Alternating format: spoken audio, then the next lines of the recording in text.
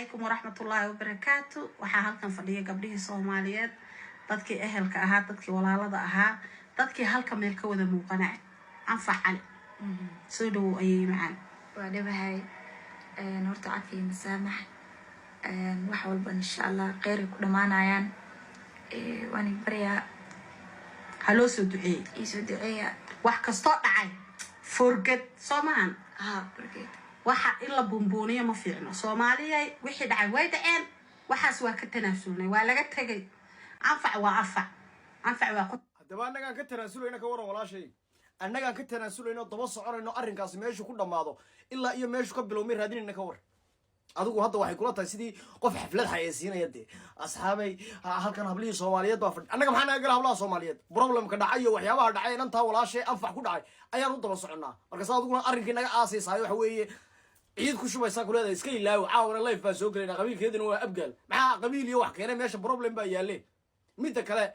waxyaabaha inanta walaashina kuwii aan ilma xalaalka ahayn jidilka iyo faraxumaynta u geysteen waxyaabaha ay inanta sagal ka tabanaysa ka badan oo wallaahi oo billaahi oo tullaahaya waxyaabaha qeyrada la iyo inanta inta sawirkeeda soo qaataan aad hees qeyra ku soo duubtaan waxa ka muhiimsan inaad dareentaan in inantan waxyaabaha ay qarinayso kulla inda fidma geel ay ku duugan tahay inanta sagal leeyahay baraha bulshada isticmaasha YouTube bay leedahay waxa weeye TikTok bay leedahay waxa weeye tan inantan mooyaan anfac mooyaan inta soo dumar ay muuqaal ka duubatay oo gurigeeda filmaanta lagu jira filmaantan riwaayadaha iyo waxyaabahan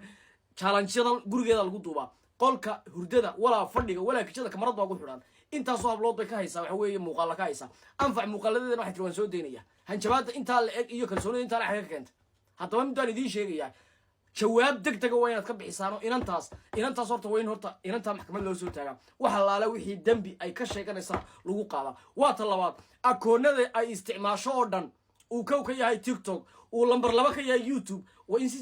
si degdeg looga jawaaba wallahi yadaan ogeyn ban labada report ma dhaw toole markaan dhageystay arrinka saxda ee turuga labada akoon ay leedahay YouTube iyo TikTok ba anoo daawada report gareeyay oo halka la soo fadhiisanaya ka war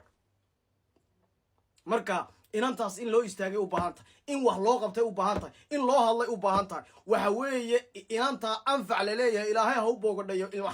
ilma xaaraankii waxa weeye jirdilka iyo waxa weeye kufsiga u geystay kuwaana maxkamad in loo soo taago weeye waa dil heli karo ragaas hadii kalena ilaahay subhanahu wa ta'ala ayaa uga jaraya laakiin inagu Soomaaliya garab istaagayna waa ta labaad waxa kale ka badan waxyaabaha badan ee caloosha ku hayso qasab bay ku leedahay ku qosol wariya ayay qosol ma qosol baa ka imanaya qof wax tabanayo oo adiga shakhsi ahaan wax ka tabanayo